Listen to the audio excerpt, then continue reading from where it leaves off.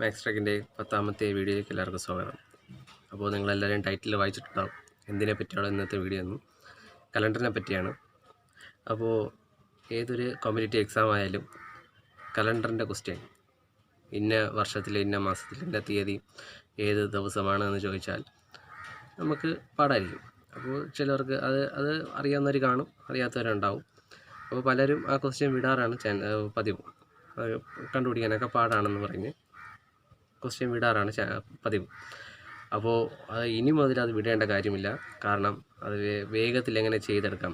ഏത് വർഷമായാലും, എത്ര പഴയ വർഷമായാലും, ഏത് മാസത്തെ ഏത് തീയതി ആയാലും, അത് ഏത് ഡേ ആണെന്ന് കണ്ടുപിടിക്കാനുള്ള ഒരു മെത്തേഡുമായാണ് ഞാൻ ഇന്നത്തെ ഈ വീഡിയോയിൽ പറയുന്നത്. അപ്പോൾ ഈ വീഡിയോ അവസാനം വരെ കാണുക. ഇന്നത്തെ ഈ വീഡിയോ ഇഷ്ടമായാൽ എല്ലാവരും ലൈക്ക് ചെയ്യുക, ഷെയർ ചെയ്യുക, സബ്സ്ക്രൈബ് ചെയ്യുക. ആ ബെൽ ബട്ടൺ കൂടി അമർത്തിയാൽ ഞാൻ അപ്ലോഡ് ചെയ്യുന്ന ഇതേപോലെ വ്യത്യസ്തമായ മാക്സ് ട്രിക്കുകൾ നിങ്ങൾക്ക് നോട്ടിഫിക്കേഷൻ ലഭിക്കുന്നതാണ്. അപ്പോൾ നമുക്ക് വീഡിയോയിലോട്ട് പോകാം.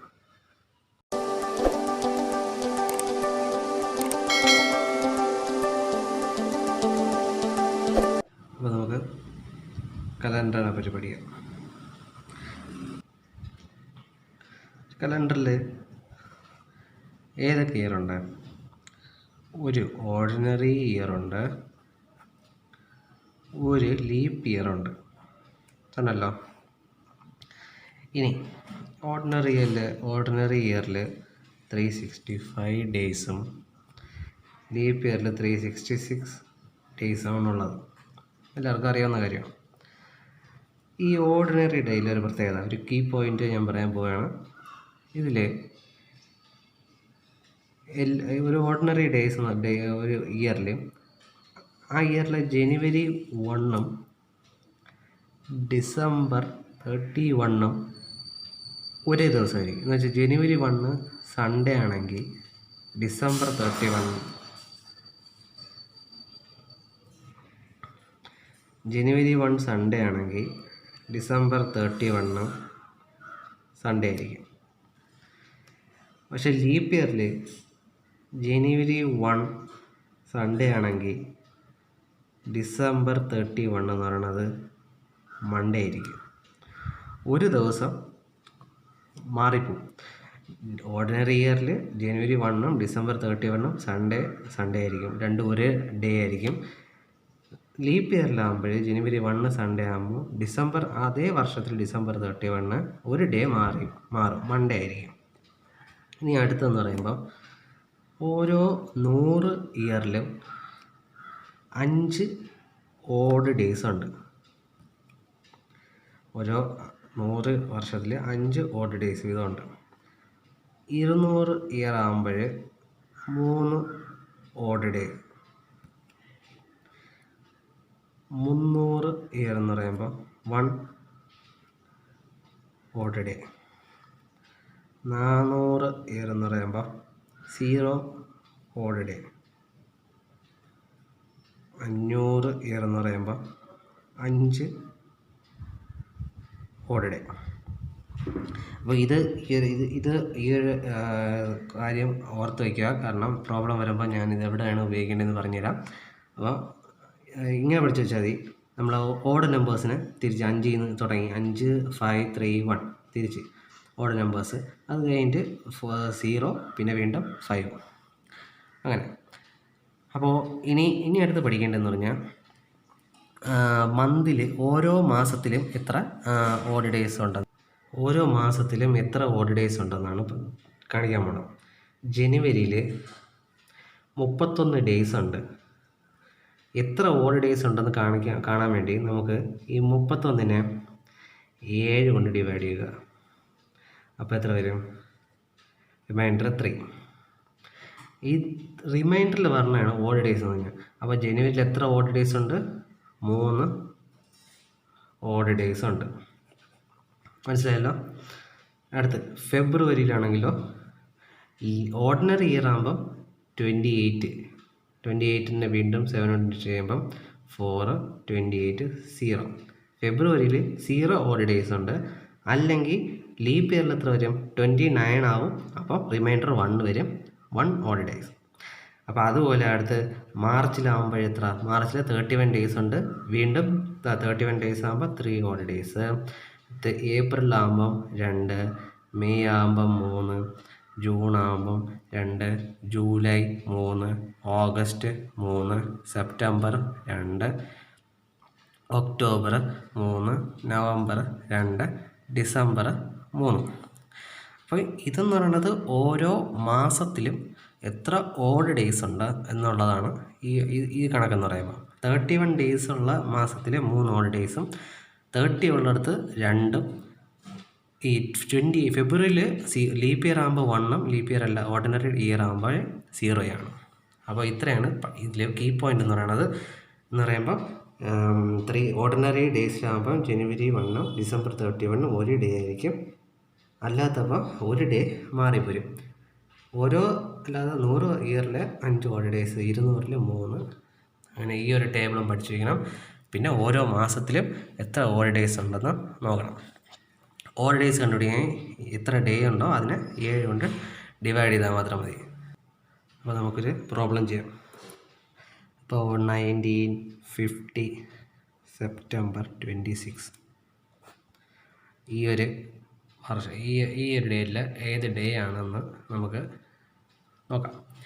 ഈ ഒരു ഡേറ്റിൽ അപ്പോൾ നമുക്ക് ഏതൊരു ക്വസ്റ്റ്യൻ ആയാലും ഏത് ഇയറാണോ തന്നിരിക്കുന്നത് അതിന് തൊട്ട് മുമ്പത്തെ ഇയർ എടുക്കുക. 1949. അതിൻ്റെ കാരണം എന്ന് പറഞ്ഞാൽ 1949 ഫുൾ ഒരു ഇയർ മൊത്തം ഉണ്ട്. 1950-ൽ ഫുള്ളില്ല, സെപ്റ്റംബർ 26 ആണ് കണ്ടുപിടിക്കാനുള്ളത്. അപ്പോൾ അതുകൊണ്ട് ഫുള്ളുള്ള ഇയർ 1949 ഫുള്ളുണ്ട്. ഇതിന് ഇനി നമുക്ക് കൺവീനിയൻ്റ് ആയിട്ട് ഫോമിൽ ഇതിനെ ഡിവൈഡ് ചെയ്യുക എന്ന് പറയുമ്പോൾ നമ്പർ ഓഫ് 4 ഡേയ്സ് നമുക്ക് വേണം. മനസ്സിലായല്ലോ?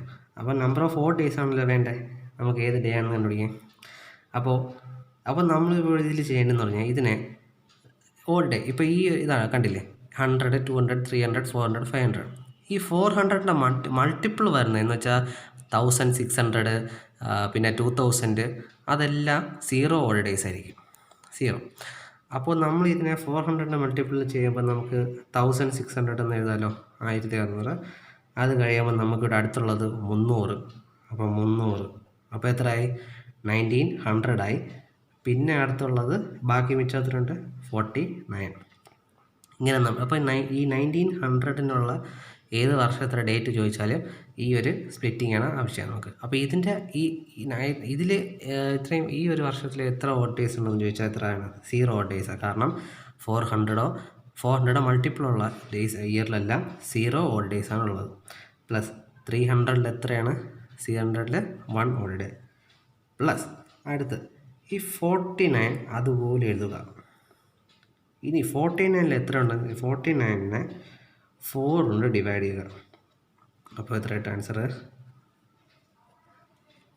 12 വന്ന് കിട്ടും. കോഷ്യൻ്റ്, ഈ കോഷ്യൻ്റ് വേണം നമ്മൾ ഇതിനോട് പ്ലസ് ചെയ്യാൻ.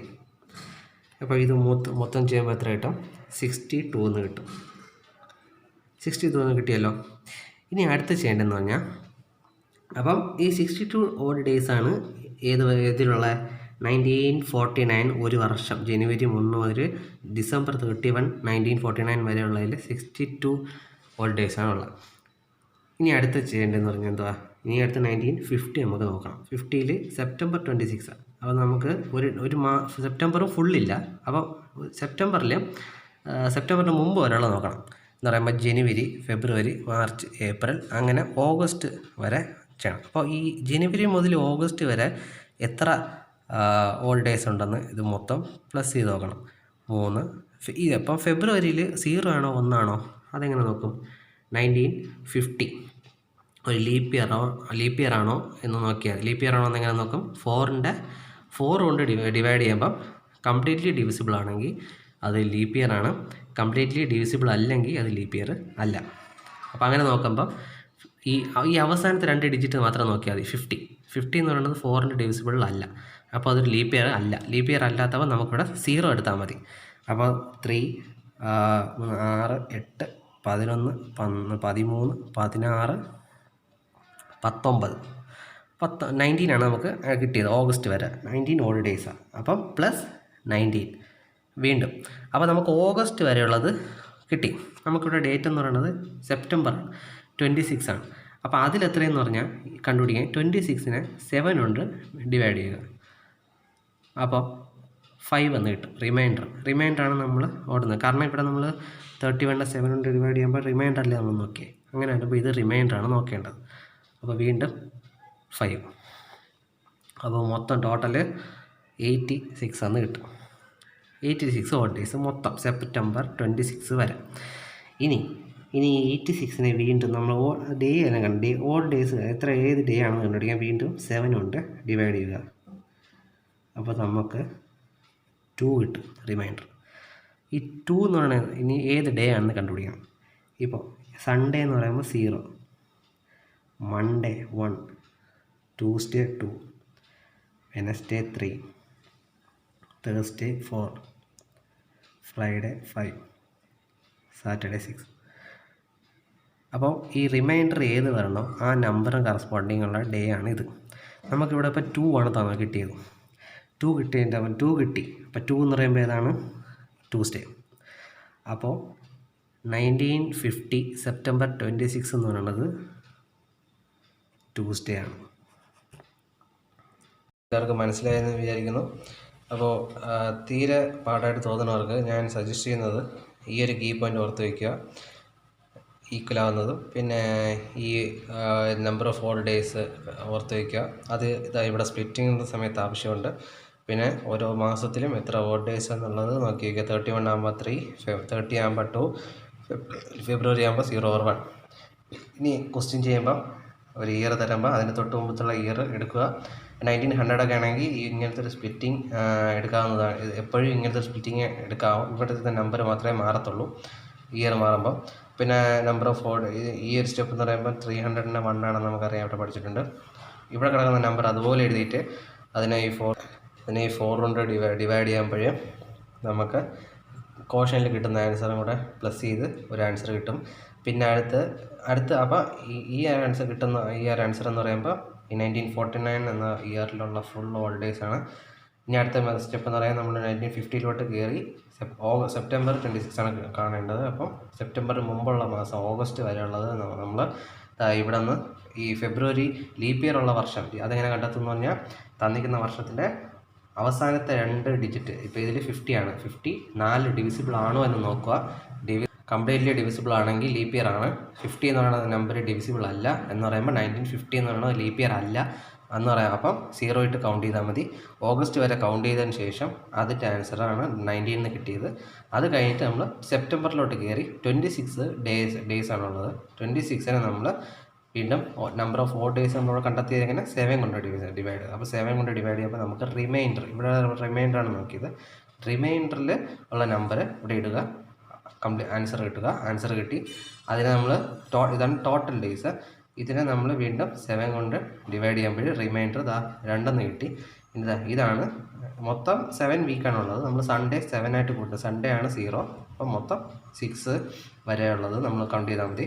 അങ്ങനെ വരുമ്പോൾ ഇവിടുത്തെ റിമൈൻഡറിലെ ആൻസറാണ് നമ്മൾ ഏത് ഡേ ആണെന്നുള്ളത്. ആകെ ഇതെന്ന് പറയുമ്പോൾ നമ്മൾ ഇവിടുത്തെ ഈ നമ്പർ നമ്മൾ 4 കൊണ്ട് ഡിവൈഡ് ചെയ്തിട്ട് 12 എന്ന് പറയുമ്പോൾ റിമൈൻഡർ അല്ല, കോഷ്യൻ്റിലെ ആൻസറാണ് നമ്മൾ ഇവിടെ എഴുതുന്നത്.